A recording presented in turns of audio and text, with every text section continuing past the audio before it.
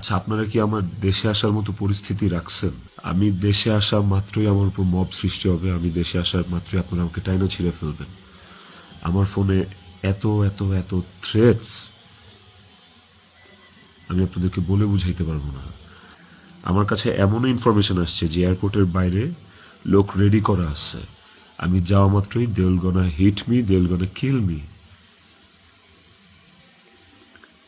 Police ধরে নিয়ে গেলে ওকে, আমি সেটা আইনিভাবে ফেস করব, কিন্তু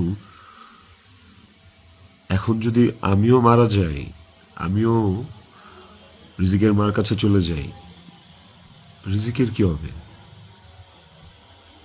আপনারা কি চান যে রিজিক তার বাবাকেও হারাক? এই ছেলেটার কি দোষ? এই ছেলেটা বড় হবে না? ও কিভাবে বাঁচবে? মায়ের অভাব কেউ পূরণ করতে পারে না।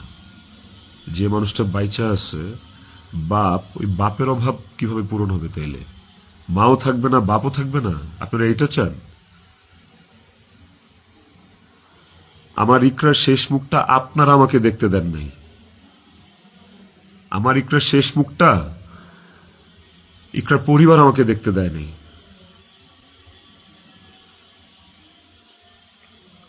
16 বছর সংসার করছি, 16 বছর একটা শত্রুর সাথেও যদি কেউ এক ছাদের নিচে থাকে, সে মারা গেলে তার চেহারাটা দেখার জন্য ছটফট করে মানুষ।